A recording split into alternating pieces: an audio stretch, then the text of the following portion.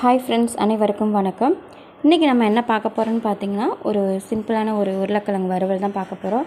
இந்த உருளைக்கிழங்கு வறுவல் வந்து பார்த்திங்கன்னா, தயிர் சாதம், லெமன் சாதம், புளி சாதம், ரச சாதம், சாம்பார் சாதம், எல்லா சாதத்துக்குமே வெரைட்டி ரைஸ் எல்லாத்துக்குமே செம்மையாக இருக்கும். ஃபஸ்ட்டு நான் ஒரு கடாய் வச்சுக்கிறேன். அதில் வந்து 2 டேபிள் ஸ்பூன்லேருந்து 3 டேபிள் ஸ்பூன் ஆயில் ஊற்றிக்கலாம்.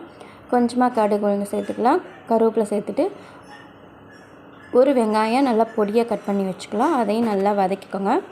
இந்த உருளைக்கிழங்குக்கு தேவையான உப்பு சேர்த்துக்கலாம். நான் வந்து ஒரு 3 உருளைக்கிழங்கு நல்லா இந்த மாதிரி தோல்லாம் நீக்கிட்டு பொடிசாக கட் பண்ணி வச்சுருக்கேன். அப்புறமா உருளைக்கிழங்கையும் சேர்த்துக்கலாம். சேர்த்துட்டு நல்லா வந்து இதை வந்து கொஞ்சம் வேகிற அளவுக்கு விட்டுருவோம். அதிலே போதும், தண்ணின்னு எதுவுமே ஊற்ற தேவையில்லை. இது உங்களுக்கு வந்து நம்ம அந்த வெங்காயம் எண்ணெய் இதெல்லாம் ஊற்றிருக்கனால அதிலே வந்து நம்மளுக்கு உருளைக்கிழங்கு சூப்பராக வெந்துடும். சீக்கிரமாக குக் ஆகிடும். உங்களுக்கு மிஞ்சி போனால் ஒரு 10 நிமிஷம் தான் ஆகும் இது குக் பண்ணுறதுக்கு. நல்லா வந்து பரட்டி விட்டிங்கன்னா எல்லா பக்கமும் ஈவனாக வந்து உங்களுக்கு சமமாக இருக்கும். இப்போ வந்து நான் வந்து என்ன சேர்க்குறேன்னு பார்த்திங்கன்னா, சீரகப்பொடி தான் சேர்க்குறேன். சீரகப்பொடி ஒரு 1/2 ஸ்பூன் சேர்த்துக்கலாம். அதுக்கப்புறம் பார்த்திங்கன்னா, நான் வந்து குழம்பு மிளகாய் பொடி தான் சேர்த்துருக்கேன்.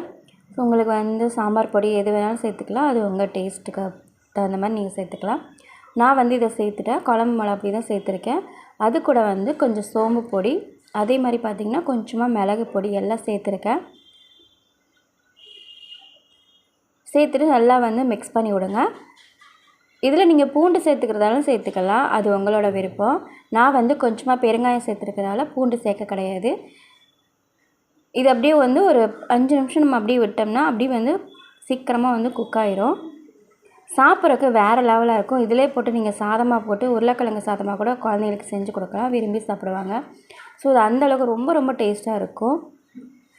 இப்போ ஒரு மூடி போட்டு நம்ம மூடி வச்சுருவோம்.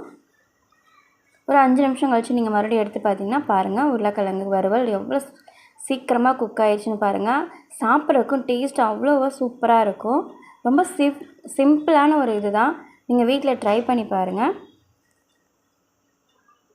அதே மாதிரி நம்ம சேனலை வந்து சப்ஸ்கிரைப் பண்ணி வச்சுக்கோங்க. கூடவே பெல் ஐக்கானை கிளிக் பண்ணி ஆல்னு கொடுத்துருங்க.